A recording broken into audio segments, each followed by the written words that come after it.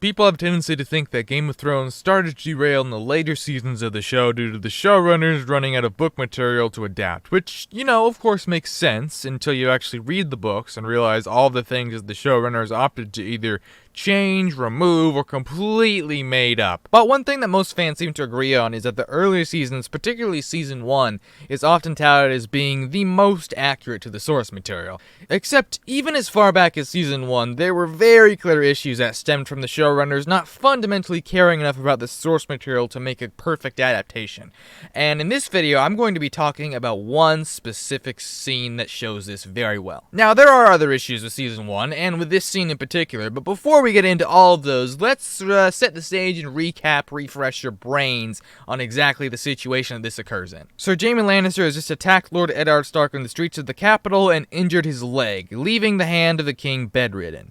The king, King Robert Baratheon, decides to leave on a royal hunt from which to clear his head. Now, in the books, we never see the hunt, as we don't have any POV characters there, so we only receive fragments from the hunt from characters interacting with Ned. And to explain the first thing the show did wrong, let's take a look at its successor, House of the Dragon, Season 1, specifically Episode 3, in which the majority of the episode is focused on a royal hunt. Now, let's compare side by side, okay? Under King Viserys I, you see a lot of tents, lords, and ladies in the forest with meat and wine, and a lot of guards. Now, let's look at King Robert's hunt on the right, okay? We should be expecting to see a lot of tents, lords and ladies, meat cooking, a lot of guards around the king, and it's just 4 dudes in the forest with no meat and exactly 1 skin of wine between all of them. And also 1 guard on the king of all Westeros. I mean, aren't there literally 7 dudes whose whole job it is to guard this guy, and where are they right now? Now, of course, there's a really good reason for this, of course. I have it written down here. If I just look at the notes, I see, they ran out of money. So, yeah, the showrunners claim that they ran out of money for the horse budget, and so they had to compromise with the royal hunt scene. But you know what? Let's be fair to them. That's understandable. Season 1 wasn't given a lot in the way of money, especially compared to the rest of the seasons.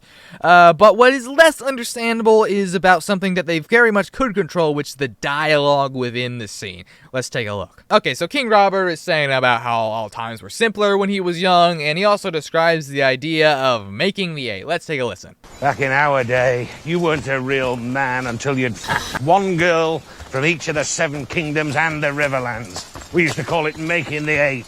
Did you catch it? Let's just roll that again. 7 kingdoms and the Riverlands. What the yodeling dragon is he talking about? So if you're still confused or didn't quite catch it, King Robert just said that the 7 kingdoms and the Riverlands compose all of Westeros. So you might ask, what's the issue with that?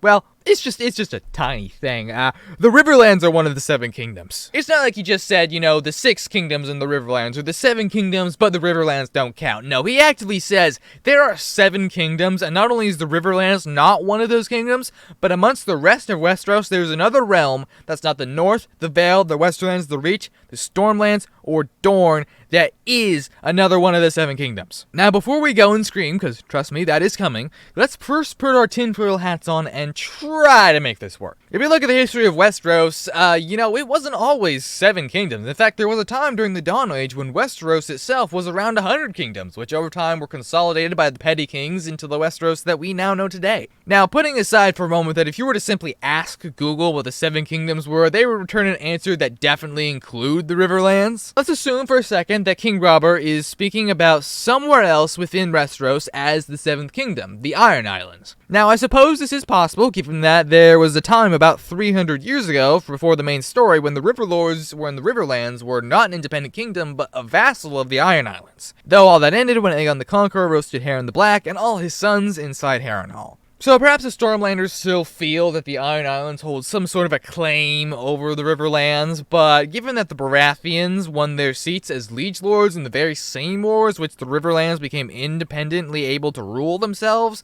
then I just kind of shy away from this theory. So let's move on to the next one. There's also another theory which states that King Robert might consider the Crown Lands as one of the 7 kingdoms. And you know what? This could work, as the Crown Lands comprise many houses such as Rosby, Stokeworth, Dragonstone, and Driftmark.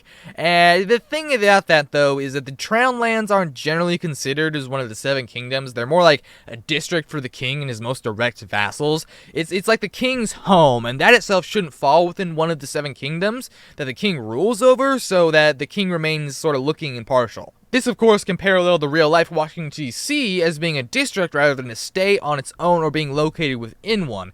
So, no, I don't think King Robert was talking about the Crown Lands. Other notable mentions include the land north of the Wall, though that's not generally considered part of the Seven Kingdoms, especially by the free folk who live there, and if the White Walkers/others even know that the Seven Kingdoms are the Seven Kingdoms, I have a feeling they really don't care. You could also maybe work with the Stepstones, as they were at one point under the rule of the Seven Kingdoms during Viserys I's reign, or maybe King Robert was so drunk that he thought he had invaded the Summer Isles like he planned to in the books, and made them the Seventh Kingdom and tossed aside the Riverlands. But at this point, I think it's time that we face facts. Much like Dany forgetting about the Iron Fleet in Season 8, it seems like King Robert just kind of forgot about the Riverlands being one of the Seven Kingdoms all the way back in Season 1. And you can see the sort of same sentiment being a sort of neglect toward the Riverlands, echoed throughout other parts and scenes of the show.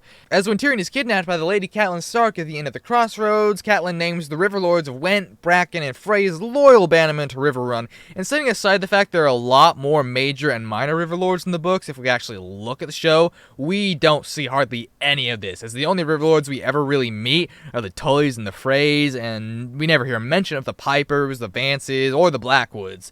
So, unfortunately, it's kind of clear that the show wasn't too keen on introducing the Riverlords or the Riverlands that much in the first place, so it's not surprising that when the headcount came for the Seven Kingdoms, they kind of forgot about the Riverlands. Thanks for watching. If you enjoyed this video, then, leave a like, subscribe, leave a comment, helps the YouTube algorithm out a lot.